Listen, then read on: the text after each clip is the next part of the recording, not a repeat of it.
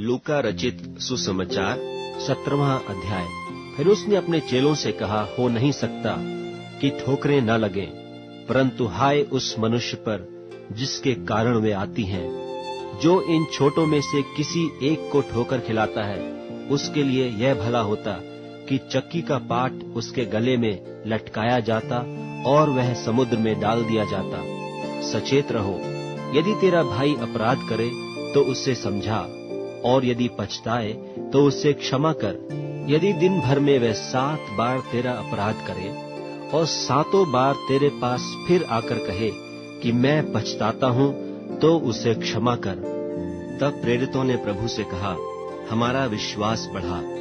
प्रभु ने कहा कि यदि तुमको राई के दाने के बराबर भी विश्वास होता, तो तुम इस तूत के पेड़ से कहते कि वह जड़ से उखड़कर समुद्र में लग जा, तो वह तुम्हारी मान लेता।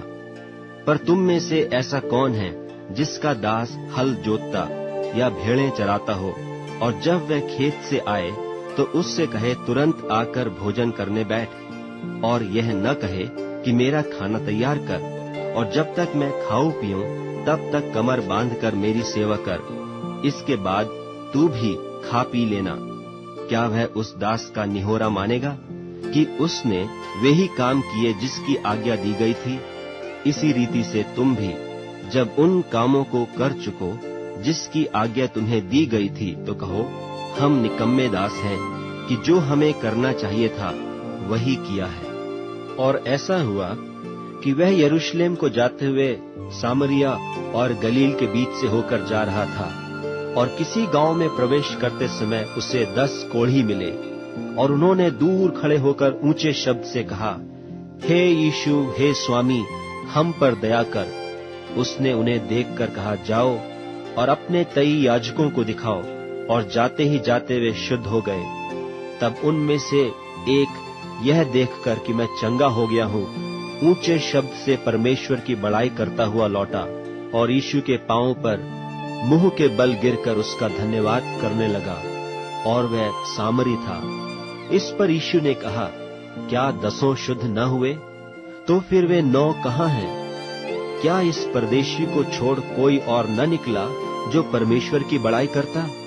तब उसने उससे कहा, उठकर चला जा, तेरे विश्वास ने तुझे चंगा किया है। जब फरीसियों ने उससे पूछा कि परमेश्वर का राज्य कब आएगा, तो उसने उनको उत्तर दिया कि परमेश्वर का राज्य प्रगट रूप से नहीं आता, और लोग यह न कहेंगे कि देखो यहाँ है या वहाँ है, क्योंकि देखो परमेश्वर का राज्य तुम्हारे बीच में है। और उसने चेलों से कहा, वे दिन आएंगे जिसमें तुम मनुष्य के पुत्र के दिनों में से एक दिन को देखना चाहोगे और नहीं देखने पाओगे। लोग तुमसे कहेंगे, देखो वहाँ है, या देखो यहाँ है, परंतु तुम चले न जाना और न उनके पीछे हो लेना। क्योंकि जैसे बिजली आकाश की एक ओर से कौंधकर आकाश की दूसरी ओर चमकती है, वैसे ही मनुष्य का पुत्र भी अपने दिन में प्रकट होगा।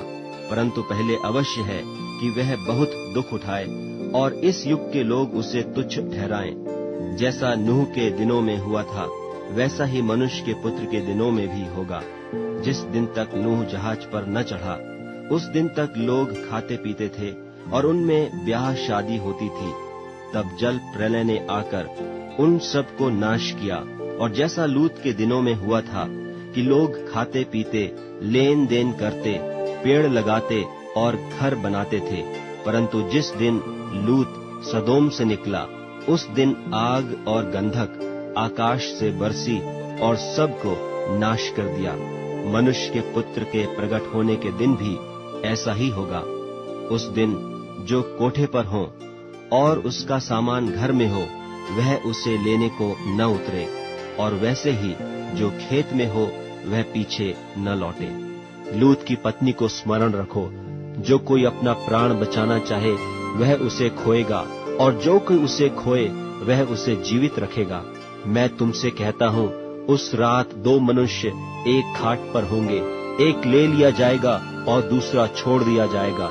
2 स्त्रियां एक साथ चक्की पीसती होंगी, एक ले ली जाएगी और दूसरी छोड़ दी जाएगी। 2 जन खेत में होंगे, एक ले लिया जाएगा और दूसरा छोड़ दिया जाएगा। यह सुन उन्होंने उससे पूछा, हे प्रभु, यह कहाँ होगा? उसने उनसे कहा, जहाँ लोथ है वहाँ गिद्ध इकट्ठे होंगे।